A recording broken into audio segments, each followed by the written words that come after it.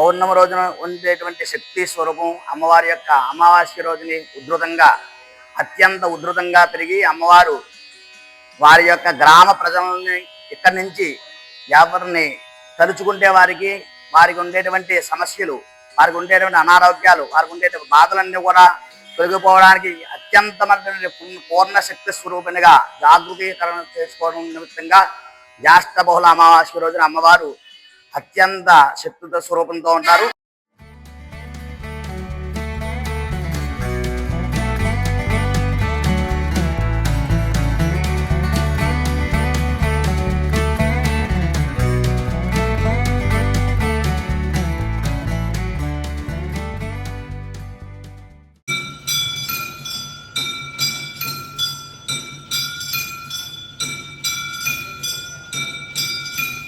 Hello అండి, అందరికీ నమస్తే. Welcome to it's Lakshmi journey. ఈరోజు మనం పెద్దాపురంలో ఉన్న మరిడమ్మ దేవాలయానికి వచ్చాము. ఇక్కడ అమ్మవారి దేవాలయం మీకు చూపిస్తూ అమ్మవారి దగ్గర ఎలాంటి పూజలు జరుగుతాయి, అసలు అమ్మవారి విశేషాలు ఏంటి అనేది మీకు పూజారి గారితో మాట్లాడిస్తాను. ఫస్ట్ మీకు దేవాలయం చూపిస్తాను, వచ్చేసేయండి.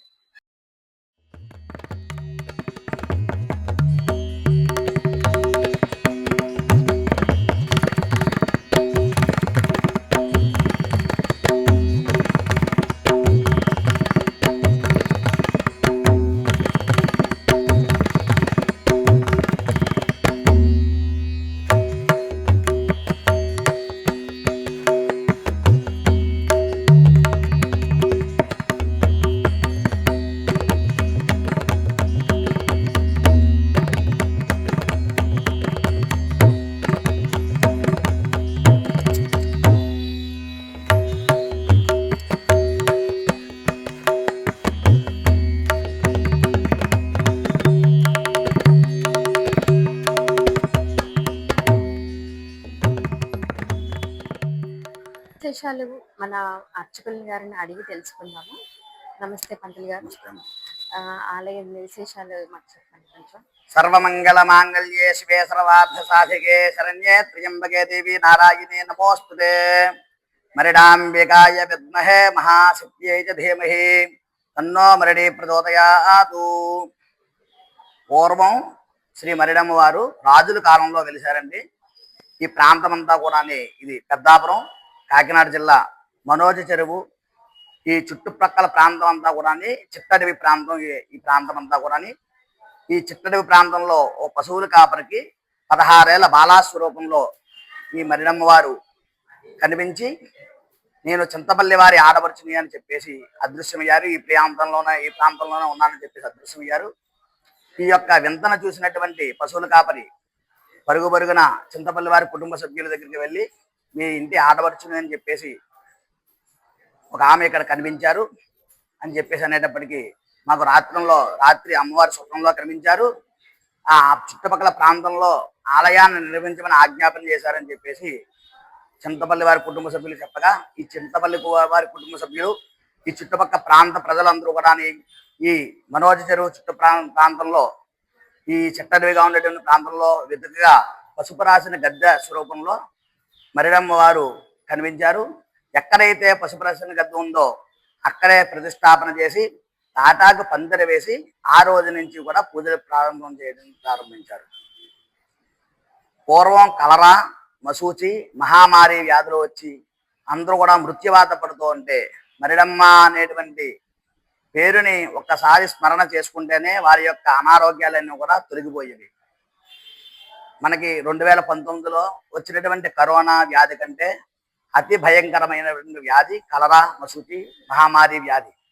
దానికి మందులు లేవు. మృత్యువునే పాలద్రోలినటువంటి దేవత మరలా జన్మనిచ్చింది కాబట్టి మరిడమ్మ అనేటువంటి పేరు పొంది అమ్మవారు కీర్తి ప్రతిష్టలు పొంది అమ్మవారు చాలా దూర ప్రాంతాల నుంచి మరిడమ్మ వారిని తలుచుకోవడం, అలాగే ఈ ఆషాఢ మాసంలో 37 రోజుల్లో వారికి ఎన్ని పనులున్నా సరే అమ్మవారిని దర్శనం చేయడానికి కుటుంబ పరివార సమేతంగా పిల్లా పాపలతో వచ్చి మరిడమ్మ వారిని దర్శించడం ఆనవాయితీగా వస్తుంది. అలాగే ఆషాఢ మాసం జాతర ప్రారంభం అవుతుంది అనగానే మరిడమ్మ వారికి తాళ్ళు ఉత్సవం. తాటికి అమ్మవారి 2 తాళ్ళు తీసుకొచ్చి అమ్మవారి ఆలయానికి కొంచెం దూర ప్రాంతంలో కొంచెం దగ్గరగా మరిడమ్మవారి యొక్క తాళ్ళని తీసుకొచ్చి అక్కడ ప్రతిష్టాపన చేసి అమ్మవారికి ముందుగా 101 తల్లి స్వరూపంలో సహితంగా అమ్మవారి యొక్క కుటుంబ సభ్యులు వంశపారపర్యంగా ఉండేటువంటి వారు వచ్చి ముందుగా అమ్మవారి యొక్క గరగను తీసుకుని ఈ యొక్క ఉయ్యాల తాడిని మీద ఊగుతారు. అనంతరం ఈ యొక్క ఉత్సవాలు ప్రారంభమవుతాయి. అలాగే ఈ ఉయ్యాల తాళోత్సవం అనంతరం మరిడమ్మవారి ఆయుష్య హోమం ఈ దేవాదాయ ధర్మాదాయ శాఖ వారు ప్రతిష్టాపన చేసినటువంటి రోజు అమ్మవారి యొక్క పూర్తిగా శాంత స్వరూపంలో మరిడమ్మవారిని శాంత స్వరూపంగా ఆరాధించినటువంటి ప్రతిష్టాపన చేసిన రోజు అమ్మవారికి ఆయుష్య హోమం. అమ్మవారి పుట్టినరోజు ఆ రోజు అమ్మవారి మఖా నక్షత్రం. ఆ రోజు అత్యంత వైభవంగా అమ్మవారి పూజలు చేయడం, అలాగే ఆయుష్య హోమం గ్రామ ప్రజలందరి చేత కూడా అమ్మవారిని పూజలు చేయించడం కూడా జరుగుతుంది. అనంతరం అమ్మవారి యొక్క జాగరణ మహోత్సవం జ్యేష్ఠ బహుళ అమావాస్య. పౌర్ణమికి అమావాస్యకి చాలా సంబంధం ఉంది. ఆ రోజు అమ్మవారిని జాగరణ మహోత్సవం జరుగుతుంది. ఈ యొక్క జాగరణ మహోత్సవం చింతపల్లి వారి కుటుంబ సభ్యులు, అలాగే పుర ప్రజలు, శాసనసభ్యులు, దేవాదాయ ధర్మాదాయ శాఖ వారు, పోలీస్ వారి సిబ్బంది, రెవెన్యూ డిపార్ట్మెంట్, ఆర్డీఓ గారి పరిధిలో ఈ యొక్క కార్యక్రమాలన్నీ కూడా అత్యంత వైభవంగా జరుగుతాయి. మరిడమ్మవారి యొక్క జాగరణ మహోత్సవం రోజుని అమ్మవారికి హంసవాహనం మీద అమ్మవారిని పెద్దాపురం పట్టణం అంతా కూడా ఊరేగించడం. ఆ తర్వాత ఆషాఢ మాసం ప్రారంభం. మొట్టమొదటగా 9 రోజులు కూడా వారాహి నవరాత్రి స్వరూపంలో అమ్మవారిని చుట్టుపక్కల ప్రాంతాల నుండి పూర్వం నుంచి కూడా అమ్మవారిని సాధన చేసేవారు. ఎక్కడెక్కడి నుంచో రాష్ట్ర 4 మూలాల నుంచి కూడా అమ్మవారిని దర్శనం చేయడానికి వస్తారు. ఇటు తెలంగాణ ప్రాంతాల నుండి, అలాగే ఈ చుట్టుపక్కల మారేడు మిల్లి దగ్గర నుంచి రంపచోడవరం, అలాగే గోకవరం, అలాగే ఇటు శ్రీకాపల్లి, చోడవరం, మాడుగుల, అలాగే శ్రీకాకుళం, విజయనగరం, ఒరిస్సా ప్రాంతాల నుండి ఇటు పక్కగా కాకినాడ లంక గ్రామాల నుంచి మరిడమ్మవారిని వారి కుటుంబ పరివార సమేతంగా మరిడమ్మవారిని దర్శనం చేయడం జరుగుతుంది. శాకంబరీశ్వరంలో అందరికీ అమ్మగా ప్రకృతి స్వరూపిణిగా నీరునిచ్చి, అలాగే భూమి మీద పంటనిచ్చి, పంటలో ఉండేటువంటి ఫలాన్ని ఇచ్చినటువంటి శక్తి స్వరూపిణిగా శాకంబరీ స్వరూపంగా అమ్మవారికి పౌర్ణమి రోజుల్లో ఈ ఆషాఢ మాసంలో శాకంబరీ స్వరూపంగా అమ్మవారికి ఆరాధన జరుగుతుంది. అలాగే నూతన వధూవరులు, కొత్త దంపతులు, తొలి దంపతులు ఎవరైనా సరే అందరూ కూడా వాళ్ళు వీళ్ళని కాదు, చుట్టుపక్కల ప్రాంతాల నుండి ఎక్కడెక్కడి నుంచో తొలి దంపతులు ఎవరైనా సరే మొట్టమొదటిగా ఆషాఢ మాసం వచ్చిందంటే తొలి దంపతులకి ప్రాధాన్యం మరిడమ్మవారి దేవస్థానం. మరిడమ్మవారిని దర్శనం చేసుకునే భక్తుల నిమిత్తంగా, దూర ప్రాంతాల నుంచి వచ్చే భక్తుల నిమిత్తంగా ఆదివారం అన్నదానం చేయడం ప్రారంభించాము. ఇంకా ఇక్కడ పూజలు అవి ఏం జరుగుతుంటాయండి? మరిడమ్మవారి దేవస్థానం నందు మంగళవారం, శుక్రవారం సందర్భంగా, అలాగే పౌర్ణమి రోజుల్లో సాయంత్ర సమయాల్లో సువాసినీలకి సామూహికంగా కుంకుమ పూజలు చేయడం జరుగుతుంది. ఈ గ్రామ ప్రాంతాల ప్రజలతో పాటు చుట్టుపక్కల ప్రాంత సువాసినీలందరూ కూడా వచ్చి మరిడమ్మవారిని సాయంత్రం 5 నుంచి 6 గంటల లోపల జరిగేటువంటి ఈ యొక్క పూజా కార్యక్రమాల్లో ఎంతో మంది భక్తులు వచ్చి పాల్గొంటారు. వారందరూ కూడా మరిడమ్మవారి యొక్క సేవ కోసం ఉపవాసం ఉండి తలంటు స్నానం చేసి పరిశుభ్రంగా మరిడమ్మవారిని ఆరాధన చేస్తారు. వారికి ఆనవాయితీగా ఈ యొక్క పూజా కార్యక్రమాలు చేయడం ఆనవాయితీ అయ్యింది. అమ్మవారికి తొలిసారి ఇవ్వడం కూడా ఈ యొక్క మరిడమ్మవారికి సాంప్రదాయం.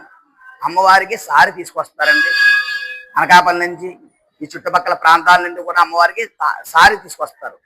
సారి ఇవ్వడం ఈ యొక్క పెద్దాపురం పట్టణ ప్రాంత ప్రజలందరూ కూడా అది వీధి సంబరాలతో పాటుగా అమ్మవారికి సారి ఇవ్వడం చాలా ప్రధానమైనది. ఇంటి ఆడపడుచుగా ఆషాఢ మాసంలో అమ్మవారికి సారిని సమర్పించడం జరుగుతుంది. ఇక్కడ జరిగే ఉత్సవాలు, ఇప్పుడు ఆషాఢంలో జరిగే ఉత్సవాల కోసం చెప్పండి. శ్రీ మరిడమ్మవారి ఆషాఢ మాసం జాతర మహోత్సవాలు దివి 14/7/2026 తేదీ నుండి 19/8/2026 తేదీ వరకు మరిడమ్మవారి ఆషాఢ మాసం జాతర మహోత్సవాలు జ్యేష్ఠ బహుళ అమావాస్య నుండి శ్రావణ శుక్ల సప్తమి వరకు 37 రోజుల పాటు అత్యంత వైభవంగా మరిడమ్మవారి యొక్క జాతర మహోత్సవాలు జరుగుతాయి.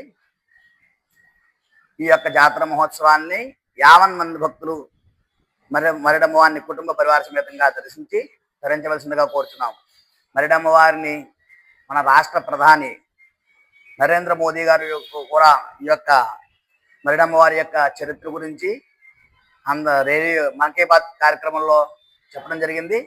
కావున 50 మంది భక్తులు మరిడమ్మవారిని దర్శించి తరించవలసిందిగా కోరుచున్నాం. పంతులు గారు, ఇక్కడ అన్నదానం జరుగుతుందని చెప్పారు కదా, ఎవరైనా డొనేట్ చేయాలనుకుంటే చేయొచ్చండి? అన్నపూర్ణే సదాపూర్ణే శంకర ప్రాణవల్లభే జ్ఞాన వైరాగ్య సిద్ధ్యర్థం భిక్షాందేహి చ పార్వతి. మరీ కోరి వరాలనిచ్చే అమ్మ మరిడమ్మ తల్లి. మరిడమ్మ వారిని ఆదివారం దూర ప్రాంతాల నుండి ఎక్కడెక్కడి నుంచో మరిడమ్మ వారిని వచ్చి దర్శనం చేసుకుంటారు. వారి యొక్క బాధలన్నీ చెప్పుకొని అమ్మవారిని దర్శనం చేసుకుని అన్నదానాన్ని, అమ్మవారి యొక్క అన్నప్రసాదాన్ని భక్తితో స్వీకరిస్తారు. అమ్మవారి యొక్క అన్నదానానికి 11 మంది భోజనాల నిమిత్తంగా 550 రూపాయలు, అలాగే 50 మంది భోజనాల నిమిత్తంగా 2,500 రూపాయలు, 100 మంది భోజనాల నిమిత్తంగా 10,000 రూపాయలు, అలాగే ఒక వారం వారి యొక్క అన్నదానం వారి ప్రేరతో చేయడానికి 25,000 రూపాయలుగా చేయడం జరుగుతుంది. అలాగే అన్నదానం ప్రారంభం చేసినప్పుడు మొట్టమొదటిగా 60 మందితో ప్రారంభం అయ్యింది.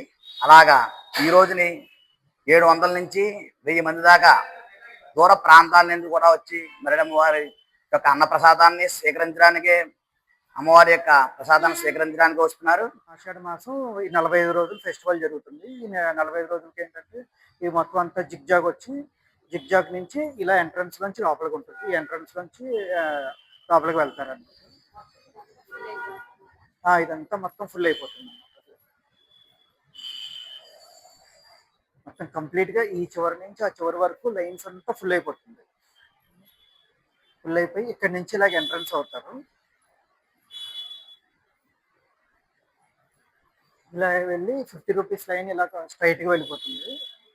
100 రూపీస్ టికెట్ ఉంటుంది. 100 రూపీస్ టికెట్కి ఆ ఎంట్రన్స్ నుంచి అలా వస్తారు అన్నమాట. అలా వచ్చి 100 రూపీస్ వస్తుంది. ఇది కూడా మొత్తం అంతా జిగ్జాగ్ వస్తుంది అన్నమాట. లైన్స్ వస్తాయి, జిగ్జాగ్ లైన్స్ వస్తాయి. డివైడ్ చేస్తారు, ఇలాగా మధ్యలో పార్టీషన్ చేస్తారు. 50 రూపీస్ ఇలా స్ట్రైట్గా వెళ్ళిపోతారు. 100 రూపీస్ ఇలా వచ్చి ఇక్కడ జాయిన్ అయ్యి ఇలాగ కలిసి వెళ్తారు అన్నమాట. అంటే పార్టీషన్ ఉంటుంది దీనికి కూడాను. ఇలా పార్టీషన్ ఉంది.